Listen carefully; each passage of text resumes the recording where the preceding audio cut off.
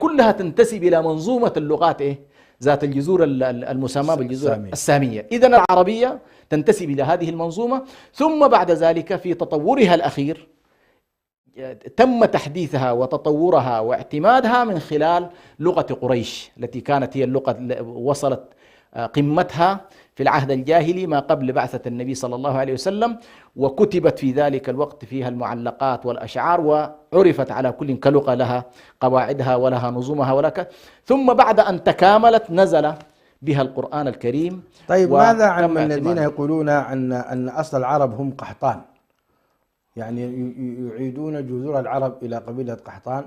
نعم. ثم من قحطان انتشرت القبائل العربية كجرهم وثقيف وهوازن وقريش. هؤلاء يعني يتكلمون عن العرب المستعربة ويتجاهلون العرب البائدة والعاربة. هذه لغتهم كانت العربية، لكن كما يقول بعض أهل اللغة بأن عربية أهل حمير ليست كعربيتنا، يعني هي نفس اللغة ولها جذورها ولها كذا ومتصلة بها، لكن العربية الحديثة هي التي يتكلم عنها الناس بأن أنها والله من قحطان وجرهم وإسماعيل بعد ذلك يعني. نعم. لكن ما يهمنا هنا هو أن اللغة العربية ضاربة من ضمن اللغات الضاربة في الجذور، من حيث أنها ليست لغة وليدة اليوم. جميل، يعني هي من آلاف السنين. نعم. تمام. دكتور إدريس مرحبا بك، أجدد الترحيب بكم، حياكم الله. هل الصوت واضح؟ يا هلا. السلام عليكم. نعم الصوت واضح جدا. طيب جميل. حدثنا دكتور إدريس. أتمنى أن يكون صوتي هو الواضح يعني. لا، صوتكم واضح جدا ما شاء الله. حدثونا عن تاريخ اللغة العربية في إريتريا. متى دخلت اللغة العربية في إريتريا وعن طريق من؟ حدثونا عن هذا جزاكم الله خيرا. بسم الله الرحمن الرحيم.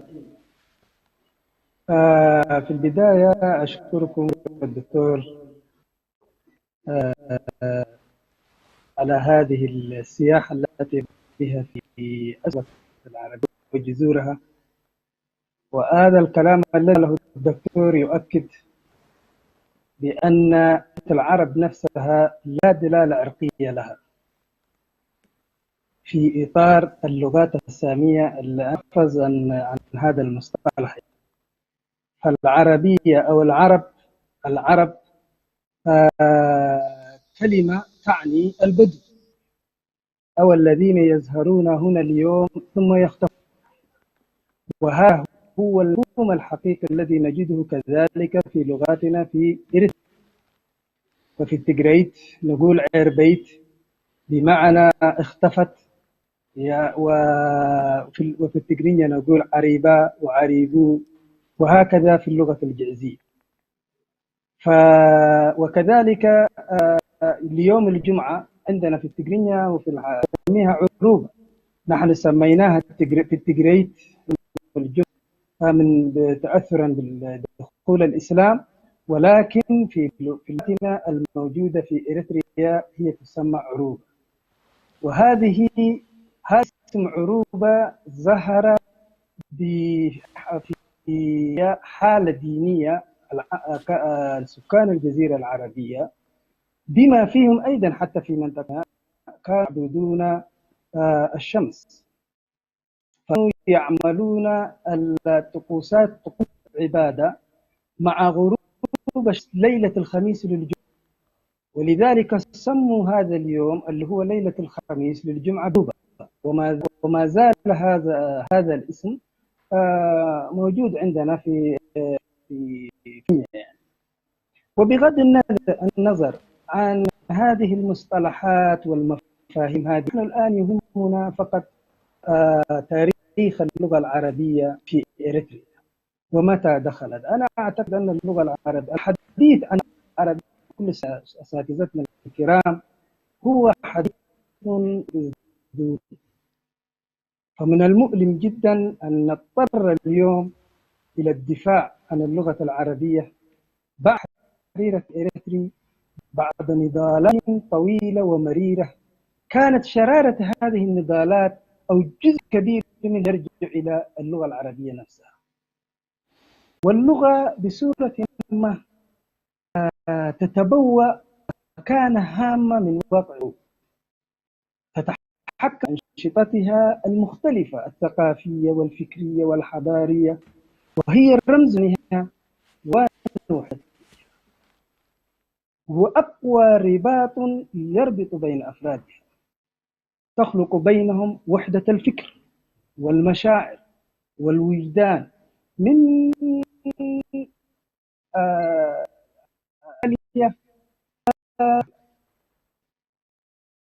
مسيرتنا التي عاشها أجدادنا وما نعيش بكل ما احتوى من آلام وآمال شاعرة، ولم يقيد لأي إريتريا أن تلعب هذا الدور الشامل إلا من جذورها إلى امتداداتها. وأنا أقصد من جذورها الذي أشار إليه دكتورنا الفاضل قبل قليل. فقد وجدت هذه اللغة العربية منذ اتصالها المبكر بإريتريا. وأنا أيضا أقول، دعوني أيضا أقول ليست مبالغة أن وجود اللغة العربية في إريتريا يتزامن مع وجود الإريتري نفسه، لكن فلنفترض أنها اتصلت بإريتريا في فترة معينة. وأنا أدعي وأقول وجدت هذه اللغة منذ اتصالها المبكر بإريتريا تجاوبا واسعا من الشعب، فامتزجت بهم وطبعتهم بطابعها، وكونت تفكيرهم ومداركهم، شكلت قيمهم وثقافتهم، وجعلت منهم على اختلاف لغاتهم لحمة واحدة موحدة. وجذور اللغة الإريترية كما قلت يرجع إلى وجود الإنسان الإريتري نفسه في وطنه وفي جذور امتداداتها. وبالتالي فأنا أقول أن اللغة العربية إريترية لحما. هذا البعد التاريخي ليس عبثا أن أتكلم، بل تشير إليه العديد من الوثائق، من الدليل الملاحي للبحر الأحمر الذي أورد معلومات تتحدث عن العربية ووظيفتها في تلك الفترة الموغلة في القدم. معروف أن اللغة العربية أيضا كانت اللغة التجارية كانت البحر الأحمر وفي الأسواق التجارية الكبيرة. نحن لو رجعنا الآن إلى الجاهلية ذكرا كثيرا لمناطق كثيرة كذلك في إريتريا تغنوا بها، إما لشهرتها كمنطقة تجارية فيها كانوا يتعاونون في شعوب تتعاطى فيها التجارة مع الإريتريين كأدول. طيب جميل. طيب جميل دكتور إدريس، جميل هذا الطرح جميل. طيب ماذا عن الذين يقولون بأن تاريخ اللغة العربية يمتد من حين دخول قبيلة الحبشة العربية التي انبثق منها لغة الجئز وحروفها، ثم بعد ذلك انتشرت هذه اللغة في إريتريا وكذلك في أثيوبيا، وهي الحروف ذاتها التي تكتب بها اللغة الأمحرية والتجرينية. ماذا تقول في هذا؟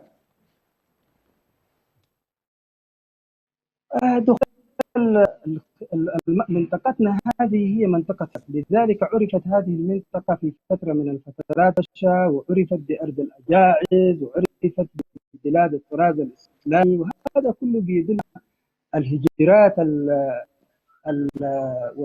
والحساوة الداخلية اللي كانت شهدتها إريتريا. ولكن أن نحدد ونقول أن هذه ترجع إلى قبيلة حبشة أو إلى قبيلة الأجيان، فهذا قد هناك تسمع العلمية، ولكن الذي يهمنا نحن هو وجود هذه اللغة ورجوعها إلى وجود الإنسان الإريتري نفسه في جذورها وامتداداتها. ونحن عندما نقول الجذور فنحن نقصد به تلك اللغات، وعندما نقول امتدادات فنقصد به اللغة العربية العدنانية، لأن أقدم ما ورد إلينا من اللغة العربية العدنانية إلى 150 سنة من العصر الجاهلي. ولذلك نحن نقول أن اللغة العربية العدنانية أنه إريتريا هذه تحتفظ بالتراث الذي إذا كنا بعد أن يطلق عليه السامي أو يطلق عليه العربي، فإن إريتريا تحتفظ بكلا التراثين العربية في جذورها والعربية في امتداداتها، والذي يتمثل في حرف المسند الذي كتبت به تلك، سواء كانت الجعزية تفرع عنها، وكذلك اللغة العربية العدنانية والمكتوبة بالخط النبطي. طيب دكتور إدريس، برأيك بعد هذا العرض الجميل، برأيك كم نسبة المتحدثين بهذه اللغة، كما أنت تفضلت بتعميق جذورها في إريتريا؟ يعني الآن الذين يتحدثون بهذه اللغة الإريترية وما كان من قبل يتحدثون به أيضا، كم نسبتهم بالنسبة للشعب الإريتري؟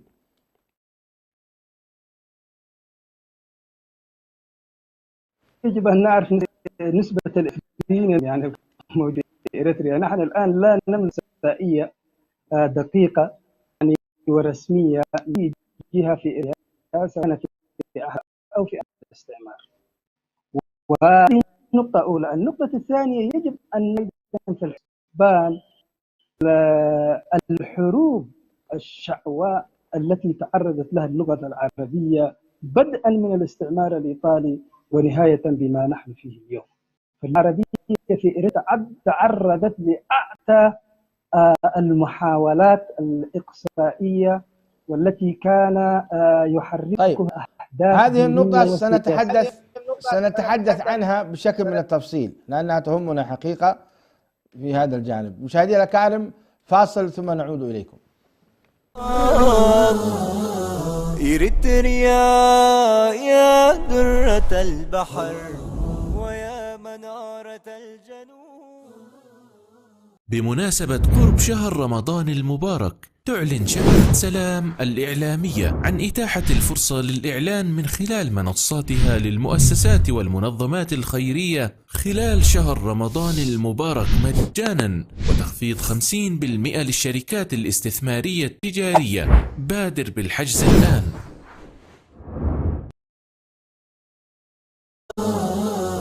إريتريا يا درة البحر ويا منارة الجنوب. مشاهدينا الكرام، السلام عليكم. دكتور حسن، كنا في حديث عن تاريخ اللغة العربية من حيث جذورها، واللغة العربية من حيث تاريخ دخولها في إريتريا.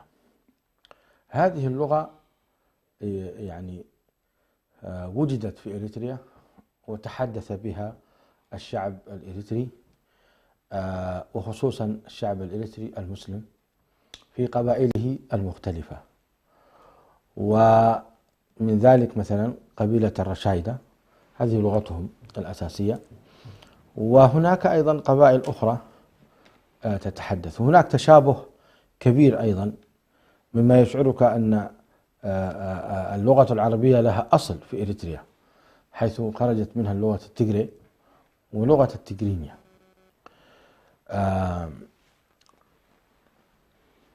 الذي أود أن أطرحه، هذه اللغة مع عظيم تاريخها حوربت كثيرا، كما تفضل دكتورنا الغالي دكتور إدريس في سرد جزء من التاريخ بأن المحاربة لهذه اللغة كان من عهد الإيطالي. حدثنا دكتور حسن عن أسباب محاربة هذه الدول التي استعمرت إريتريا، وكيف كان حالها أيضا منذ أيضا من بداية الحكم التركي ثم الاستعمار الإيطالي وكذلك الاستعمار البريطاني وإلى ما نحن عليه اليوم. طيب، بس تكملة لأهمية الموضوع الذي ذكرته، ثم آتي إلى الجزئية الأخيرة لماذا تحارب اللغة العربية. أول كما تفضل الأخ إدريس الدكتور إدريس، مرتبط اللغة العربية بوجود الإنسان الإريتري، لكن دعنا نتكلم باعتبار أن نشأة الدولة العصرية الحديثة إريتريا هذه كخارطة، ثم نأتي بعد ذلك إلى العربية في هذه الفترة. نلاحظ بأن مثلا الإيطاليين والإنجليز وقبلهم طبعا كانت المنطقة هي امتداد للدولة العثمانية، وكانت تتبع أحيانا إلى ولاية الحجاز وأحيانا تتبع إلى ولاية مصر. في كل ما رأيناه من وثائق ومن دراسات كان الحالة هذه في المنطقة هذه خصوصا حتى نكون أكثر دقة ما يتعلق بالمنخفضات الإريترية، لأن موضوع المرتفعات له كان خصوصي. موضوع المنخفضات الإريترية كانت موضوع القضاء فيها، موضوع التعليم فيها، موضوع لغة الحكومة فيها كانت اللغة العربية. يا سلام. هذه ليست محل خلاف أصلا. لأن حتى الدولة التركية كان في منطقة إريتريا والمناطق العربية بشكل عام كان لغة الجند والعسكر اللي فوق هذول يتكلمون لغة تركية، لكن اللغة الرسمية إذا رجعت الآن إلى الحالة القضائية تجد كل الوثائق كانت باللغة العربية. التوثيق كان باللغة العربية. ارتباطها بالحجاز، هذه المنطقة كانت منطقة عربية، اللغة التي يتعاطون بها. في إطار الدولة التركية ككل أيضا كانت اللغة العربية لغة التعليم، فلم تكن هنالك مشكلة أصلا. ولذلك لما جاء الإيطاليون، هذا الذي أريد أن أقول، لما جاء الإيطاليون هل تتوقع أن المحتل كان حريص على أنه والله يفرض علينا عربي، ولا وجد العربية فاعتمدها؟ هذا السؤال الذي يتهرب منه للأسف الشديد الذين يضيقون ذرعا باللغة العربية. الإيطاليون وجدوا اللغة العربية واقع ففتحوا لها مدارسها، ووجدوا شعب متمسك بهذه اللغة ولم يعادوها. جميل. وضعوا معها اللغة الإيطالية فقط. إلى هذه اللحظة في العهد الإيطالي اللغة الترينية لم تكن لغة دولة ولا لغة تعليم.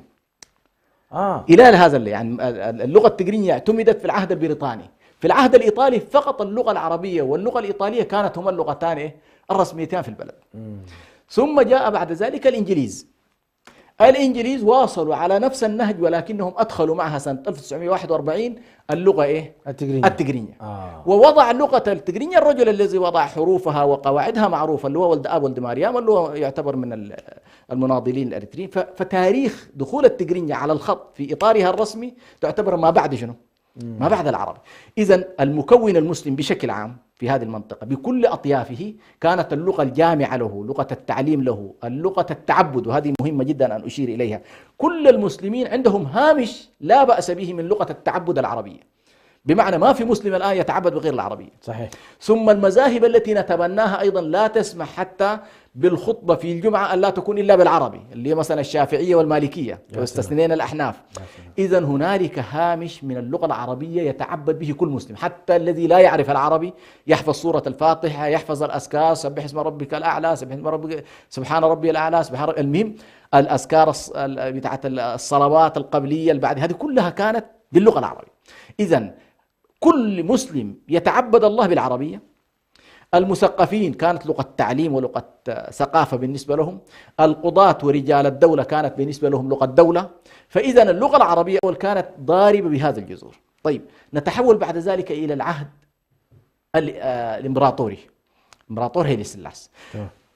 محاربة العربية بدأ مع الإمبراطور هيلي سلاس، لأنه كان طائفيته وتوجسه من الإسلام، وكان يربط بشكل حساس وخطير جدا ما بين العربية وما بين الإسلام. وكان يقول بشكل واضح أنه نحن حتى عندما خاطب بعض الدول الأوروبية كان يقول أنني أريد دولة مسيحية الدين أمهرية اللغة.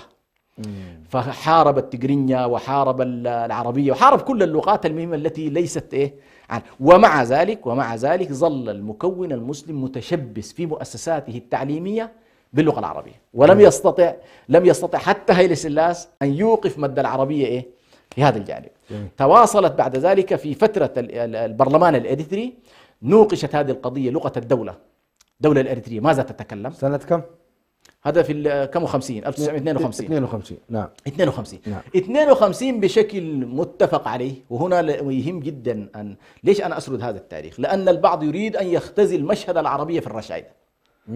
لاحظت؟ طيب هل كان البرلمان الأريتري نسبة الرشادة فيه كم حتى نقول والله كل المسلمين بلا استثناء لا يعرف مسلم واحد في البرلمان الأريتري طالب بلغته، كلهم بإجماع طالبوا باللغة العربية. بالإجماع المسلمين بالإجماع طالبوا باللغة العربية. إذن معنى ذلك هذه اللغة بالنسبة لهم كانت اللغة التي فعلا تؤلف وجدانهم، تربطهم ببعضهم البعض، شعروا بأنها توحدهم. وأنت كرجل دولة من منطق رجال الدولة أن والله اللغة التي تجمع لي أكبر كم من المواطنين هذه أحرص عليها. يعني أنا بدل أقول والله اعتمد اللغات كلها، أنا خير لي إن والله 8 قوميات تلتقي على لغة واحدة وتتكلم بها وتعتبرها هذه لغتها الرسمية، أفضل لي من أن يقول لكل واحد افتح لي مدرسة بلغة إيه؟ المحلية. صحيح. صحيح. فهنا نلاحظ بأن البرلمان الإريتري حصل صحيح من العنصر من غير المسلمين حصل اعتراض على الموضوع وكانوا يتوجسون، وكان التأثير الإمبراطوري حاضر. يعني حتى أبناء التجرينيا داخل البرلمان الذين رفضوا اللغة العربية كان الكنيسة لاعبة دور والإمبراطور لاعب دور. مع أني هنا لابد ما دام ذكرت الكنيسة علي أيضا أن أشير إلى أن اللغة العربية كانت لغة الكنيسة قبل دخول الإسلام. معقول؟ أيوة نعم، إلى وقت قريب كان اللغة بالذات بعد ما ارتبطوا بالحالة المصرية ارتبطت كذلك موضوع اللغة، لغة الكنيسة نفسها كانت باعتبار أنها امتداد الكنائس المصرية، الكنائس المصرية القبطية. نعم. فهنا لاحظ إذا كانت لغة كنيسة لغة دين بالنسبة لهم ما كانت فيها إشكال، لكن لما انتشرت كحالة إسلامية وتشبث المسلمون باللغة العربية هنا جاءت الهواجس، وأنه والله موضوع العربية يرتبط مع إيه؟ مع الدين وليس له. بينما يعني نحن الآن ذكرنا من البداية بأنه والله المشتركات اللغوية لكل أبناء إريتريا هي واحدة. يعني العربية والتجرينيا والتجري والأمهرة هذه كلها المنطقة هذه جذورها جذور شنو؟ جذور واحدة، جذورها كلها ما بين عربية قديمة وعربية حديثة. لاحظنا؟ فلو نظرنا إلى الجذور سنلتقي، لكن لو نظرنا إلى ما طرأ بعد ذلك وصبغناها بالصبغة الطائفية هنا بطبيعة الحال سيكون هنالك التوجس. وللأسف الشديد حتى في الثورة الأريترية كان موضوع اللغة العربية باعتبار خلاص البرلمان أمن على اللغتين العربية والتجرينية، ظلت الثورة الأريترية معتمدة لهذا الموضوع، فالنشرات والتعليم والخطابة والتدريب ظل أيضا باللغة العربية. لم يشذ عن هذا الموضوع إلا تجربة الجبهة الشعبية التي هي بالضبط. الآن وهذا هو الذي كنت أريد أن أسألك سؤال، ما هو واقع اللغة العربية اليوم في إريتريا؟ طبعا حاليا واقع اللغة العربية تمر بأسوأ مراحلها باعتبار أنها تمر بتحدي سياسي باختصار شديد. يعني هي لا تواجه مشكلة لأنها قوية بذاتها، قوية بمجتمعها، قوية بالمتشبثين بها حتى هذه اللحظة. مهما حوربت على الأقل على المستوى الشعبي تظل اللغة العربية حاضرة. هل حاضرة في المحاكم؟ طبعا هذه المسألة تتوقف على كلنا على الإطار الرسمي الآن كله متقرن. طبعا الإطار الرسمي كله الآن تقريبا متقرن. هل هي حاضرة في التعليم؟ في التعليم في المؤسسات الحكومية في نطاق معين. للأسف الشديد لم تحضر في كل المؤسسات التعليمية، لكن لما طرحت لغة الأم واللغات الأخرى هنالك بعض القوميات تمسكت باللغة العربية. ومن هنا طبعا أنا أشيد بإخواننا وأهلنا العفر حيث كانوا إلى وقت قريب يرفضوا أي شكل من أشكال التعليم بلغة الأم، وكانوا متشبثين باللغة العربية. باللغة العربية. في بعض القوميات أيضا بعض المناطق تشبثت كذلك باللغة باللغة العربية. فمن تشبث باللغة العربية في مدارسه اعتمدت له، ونشأ في قسم وزارة المناهج، وزارة التربية والتعليم، قسم للمناهج اللي هو قسم المناهج العربية، فصار هذا القسم من الأقسام. لكن هذه الحالة على كل شتتت الجهود وشتتت الطاقات وبعثرت كذلك الوجدان، باعتبار أنه والله كل طالب من الطلاب بحسب اللغات، واحد يدرس بالتجري، واحد بالبلين، واحد بالحدارب، واحد يعني شتتت الحالة. وفي نهاية المطاف هذا التشتيت أدى إلى إيه؟ إلى ضعف اللغة العربية. إلى ضعف اللغة العربية. والدولة بطبيعة برنامج اللي ماشي عليه أرادت أن تقول بأنه والله الواقع يقول بأنه والله التجرينية فارضة نفسها. في نهاية المطاف يجد الطالب إذا أراد أن يندمج ضمن الحالة بتاعت الدولة لابد أن يتعلم اللغة التجرينية.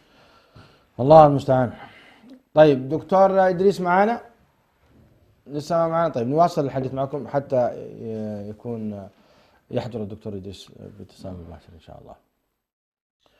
طيب ما دام هذه اللغة العربية وهذا هو الحاصل، برأيك كيف يتم يعني معالجة هذه التحديات دكتور حسن؟ نعم، على كل نوع جزء منها طابع سياسي، باعتبار أنه والله محتاج إلى أن المسلمين في إريتريا تظل مطالبتهم بهذه اللغة باعتبارها تعبر عن هويتهم، تعبر عن ثقافتهم، تعبر كذلك عن وحدتهم، عن دينهم، وهي لغة القرآن الكريم. صحيح. وبالتالي التشبث بها والتمسك بها والمطالبة بها هذا أنا أراه أول من الواجبات السياسية المهمة جدا التي لا بد من أن تكون حاضرة في الأذهان. النقطة الثانية أيضا محتاجين إلى توسيع المنابر الإعلامية التي تهتم باللغة العربية. للأسف الشديد حتى هذه اللحظة نحن مثلا لم تنشأ عندنا جمعية مثلا متخصصة فقط بموضوع موضوع اللغة العربية. يعني في الآونة الأخيرة يمكن كان إبراهيم توتيل نسأل الله يفك أسره من قيادات الجبهة الشعبية، وكان خلفيته طبعا تجربة جبهة التحرير. آمين. هذا الرجل اهتم بمعهد خاص ومدرسة خاصة باللغة العربية وفتحها للجميع.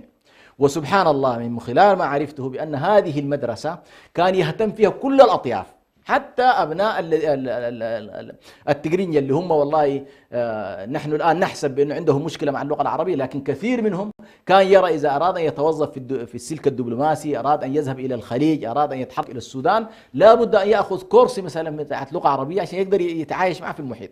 وبالتالي أنا في تقديري أولا علينا أن ندرك بأن هنالك مجموعة نقاط قوة بالنسبة للغة العربية. أولا كونها لغة ضاربة الجذور في هذه المنطقة، وأن هنالك مكون كبير جدا من الشعب الإريتري يتشبث بها ومتمسك بها حتى هذه ويراها بمستوى من المستويات، من يراها لغة دين، من يراها لغة ثقافة، من يراها لغة عامة. النقطة الثانية أيضا هي لغة المحيط، يعني أنت أقرب محيط لك الآن الذي يحيط بإريتريا والمحيط العربي، اتجهت شرقا أو غربا، فهذه بالنسبة لنا نقطة قوة لا بد أن نرتكز عليها ونعتبرها واحدة من نقاط القوة. أيضا المحيط يضخ علينا بإعلامه بوسائطه، يعني الآن لو قلت والله الإريتريين ماذا يتابعون ستجد أنهم والله يتابعون قناة الجزيرة وقناة العربية والقنوات المعروفة هذه. وبالتالي حتى البقار عندنا الناس في البقر وفي الغنم يديك الأخبار بتاعت قناة الجزيرة، وبالتالي هذا إيه ضخ في نهاية المطاف يقوي الجانب. دكتور إدريس حياكم الله، أهلا وسهلا بكم مرة أخرى. عليكم السلام. أنا طبعا فاتني الكثير من كلام الدكتور صراحة، يعني ما سمعت منه حاجة تقريبا. الله يجزاك خير، ما فاتك كثير إن شاء الله، وأنت متخصص في هذا الباب، زادك الله من فضله. الحقيقة كنا نتحدث فيما يتعلق باللغة العربية في مجال محاربتها وتاريخ محاربتها ولماذا حوربت. نريد أيضا أن نسمع رأيكم الكريم في أسباب ودوافع رفض اللغة العربية من بعض المتعصبين في داخل إريتريا. لماذا ترفض هذه اللغة؟ ما السبب؟ في حين أنها حتى للذين لا يعتنقون الإسلام أو غير المسلمين إن صح التعبير تعتبر بالنسبة إليهم قيمة مضافة، يعني كلغة هي قيمة مضافة كاللغة الإنجليزية واللغة الفرنسية والألمانية وغيرها، والمتحدث بهذه اللغة يستطيع أن يعني يستمع إلى كثير من الأخبار العالمية. وعليه فلماذا هذه المحاربة؟ لماذا تكون اللغة العربية بعيدة عن المدارس والجامعات وأيضا أجهزة الدولة المحاكم وغيرها؟ لماذا يعني تقصى هذه اللغة؟ رأيكم الكريم. شكرا لكم. مش عارف أنا الدكتور إذا كان مر على ذلك، ولكن محاربة اللغة العربية في إريتريا هي مسألة تاريخية طبقا للمشاريع التي شهدتها إريتريا، سواء كانت هذه المشاريع استعمارية خارجية أو إقليمية أو حتى محلية. يعني الاستعمار قد يكون عالمي كما هو الحال مع الإنجليز والبريطان والبريطانيين، وقد يكون إقليمي كما هو الحال مع إثيوبيا، وقد يكون محلي أيضا. هذه كلها مشاريع، وأول من شكك في أصالة اللغة العربية في إريتريا هو الاستعمار الإيطالي، وثم بعد ذلك الإنجليزي. ولكن وهذا طبعا اللغة العربية هي كان اللغة الوحيدة اللي كانت تعتبر عقبة كأداء أمام تطبيق هذه المشروع في سواء كان الإنجليز أو سواء كان البريطانيين وكذا.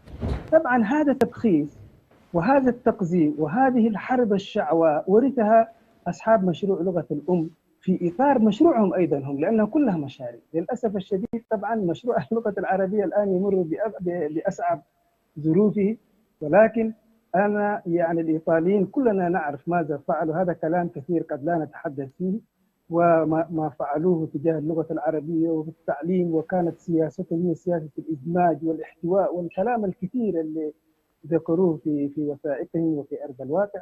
لكن النقطة المهمة في الاستعمار أن الإنجليز وطبقا لمشروع تقسيمي أيضا أعطوا فرصة لإيش؟ للغة العربية. جميل. وبدأوا يدقدقون مشاعر الشعب الإريتري. نحن نتذكر جيدا عندما أمطروا السلاح الجوي البريطاني الملكي عند دخولهم إريتريا بمنشورات كلها مكتوبة باللغة العربية، وكذلك التجرينية تساعدهم بتقرير المصير. وهذه نظرة تحليلية بسيطة نستنتج منها أمرين: أولا معرفة الإنجليز للموقف الحساس تجاه اللغة العربية، وثانيا كذلك إشارة إلى اعتراف ضمني منهم بلغتين باللغة على الأقل باللغة العربية ومعها التجرينية كذلك، وأبعدوا في هذا الإطار الكنيسة واعترفوا رسميا باللغة العربية. هذه الخطوات الإيجابية نوعا ما كانت بمثابة تيار كهربائي أثار المواطنين وألهب فيهم الحماس، وأقبلوا على تعليم اللغة العربية والتعليم وفتح المدارس على حسابهم الخاص وأمور كثيرة. يعني نحن لو أردنا أن نقدر فقط خلال فترة الإنجليز نعم. يعني من خلال التاريخ وعدد الصحف والمجلات العربية، وهذه نقطة مهمة أستاذنا، التي كانت تصدر والتي بلغ عددها أكثر من 20 صحيفة ومجلة، في حين أن عدد الصحف التي كانت تصدر في معظم الدول العربية لا تتجاوز عدد الأصابع اليد الواحدة. هذا الدليل حضاري عظيم جدا وما تتمتع به هذه اللغة. فقد صدرت مثلا أول صحيفة إريترية اللي هي اليومية الإريترية في عام 1928، في حين صدرت على سبيل المثال أول صحيفة عمانية أخبار اليوم عام 1970، وهذا مرحلة يعني فترة زمنية طويلة جدا. وأول صحيفة كويتية الرأي العام صدرت عام 1961، وأول صحيفة بحرينية صدرت جريدة البحرين في عام 1936، وأول صحيفة صومالية صوت العمال كانت عام 1933، وأول صحيفة إماراتية كانت عام 1936 أول صحيفة إماراتية 32. لكن للأسف اليوم لا توجد في إريتريا إلا صحيفة واحدة عربية لا شريك لها، يعني إلا حتى عدد نسخها محدود ولا توزع إلا في بعض السفارات. وهذا الدليل حضاري عظيم جدا يجب أن يلتفت إليه. يعني كانت أول صحيفة كتبت باللغة العربية في إريتريا سنة 1928. نعم. يعني وهذا تاريخ حقيقة عريق وقديم جدا.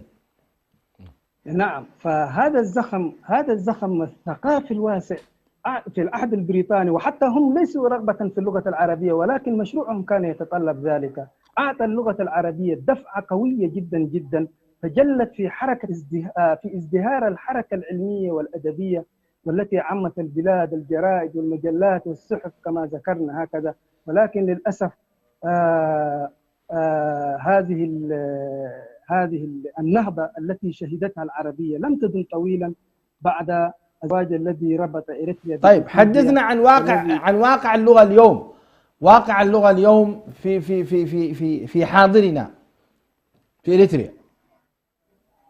اللغة العربية اليوم إذا أردت أن تعرف واقعها ما عليك إلا أن تقابل شخصا جاء من إريتريا، فلا تعرف هل هو يتكلم التجريد أم يتكلم العربية أم يتكلم التجرينية أو حتى لغة أمه فقط. يعني هذا مثال قد يكفي عن الكلام والحديث في مثل هذه المواضيع. يعني ونحن نعرف أن مشروع لغة الأم في إطار استراتيجياته لإقصاء اللغة العربية استعمل نفس الاستراتيجيات الاستعمارية ابتداء من ودته وزير التعليم السابق إلى طيب دكتور إدريس، كأنك تقول هي الآن يعني تمر بأصعب ظروفها ويعني هناك محاربة جدا لإقصائها. طيب ما هو سبب المحاربة لهذه اللغة باعتبار يعني مع أنها كونها تعتبر قيمة مضافة كما ذكرت في بداية حديثي؟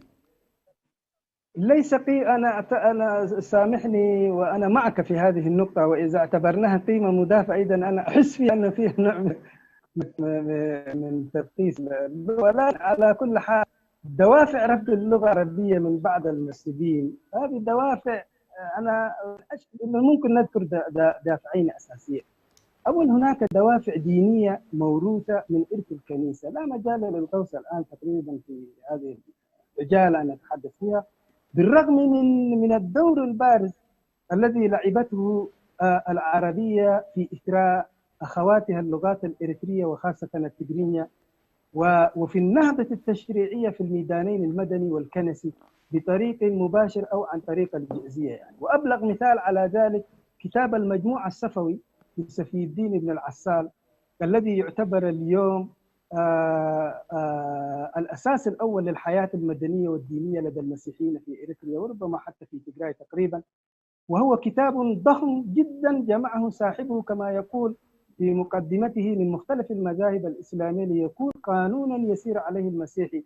وهذا مثال بسيط جدا، ويمكن الرجوع إلى التراث الديني والأدبي للكنيسة الإريترية خاصة والكنيسة الحبشية بصورة عامة، لنقدر من خلاله ما قدمته العربية من خزائنها التي لا تنضب لهذا التراث، ولنكتشف تعانق هذه اللغة العربية مع أخواتها أو شقيقاتها في صنع ذلك التراث يعني. وهناك أسباب سياسية أيضا، وهي تتعلق بوجود مشاريع في المنطقة. اللغة العربية كما ذكر دكتورنا الفاضل هي كانت موجودة في تراثنا، في ثقافتنا، في المحاكم، في كذا في كذا، ولكن عندما أمتنا بدأت تنتقل من مرحلة المجتمع القبلي إلى مرحلة الدولة، وبدأوا يفكرون في بناء الدولة، عند ذلك أصبح وضع اللغة العربية وضع سياسي. ولذلك اصطدم هذا المشروع الذي تبنى اللغة العربية في إطار المشروع الوطني بمشروع مضاد له. فوجود العربية في إطار هذا المشروع لا يمكن أن يقبل به في إريتريا، وهذا شيء واضح جدا يعني. ممكن أنا كثير في بعض المحاضرات وكذا تحدثت عن هذا الموضوع يعني. فالآن للأسف الشديد أن مشروع الوطني الذي هو إحدى مفرداته اللغة العربية ولا يوجد الساحة. المشروع الذي يوجد الآن في الساحة هو المشروع الذي تكريمية، وهذه طبيعي جدا في إطار الصراع بين هذه المشاريع. طيب دكتور إدريس حفظك الله ورعاك، برأيك في دقيقة واحدة ما هو الواجب على المسلمين في داخل إريتريا، على واجب الإريتريين سواء كان الذين يعيشون في الداخل أو في الخارج، ما هو واجبهم تجاه هذه اللغة من حيث تنميتها باعتبارها هي لغتهم الدينية، وهي لغة القرآن الكريم، وهي التي يتعبدون بها. ما هو واجبهم في ترسيخ هذه اللغة في بلادهم وفي وطنهم إريتريا؟ واجب الإريتريين في الوقت الحالي أنا أعتقد أول شيء هم أن يتوحدوا قبل أن ينظروا إلى الوطن العربي، لأن توحدهم ولا بد أن المشروع الوطني ثم بعد ذلك العربية تلقائية إن شاء الله. أنا لا أخاف على اللغة العربية كثيرا بقدر ما أخاف على حاملي هذه اللغة. بارك الله فيك. بارك الله فيك دكتور محمود على هذا الطرح الجميل. دكتور إدريس محمود بارك الله فيك. دكتور حسن، مستقبل اللغة العربية في إريتريا. نعم.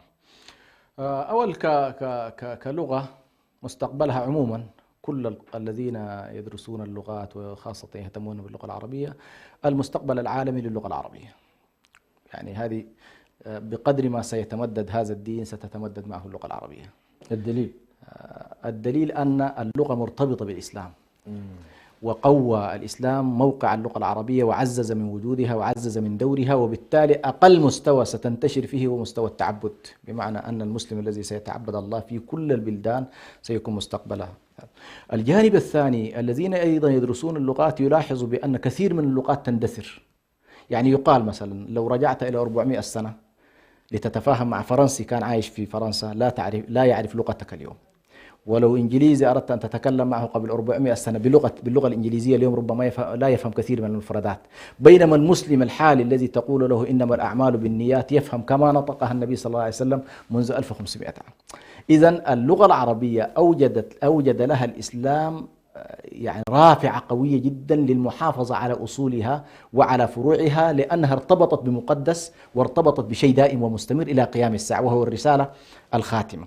إذن نحن أمام لغة مهما حاولت أنت والله أن تقف مصد بالنسبة لها فهي مرتبطة بالرسالة التي ستكون إن شاء الله. هو الذي أرسل رسوله كما قال الله سبحانه، هو الذي أرسل رسوله بالهدى ودين الحق ليظهره على الدين كله.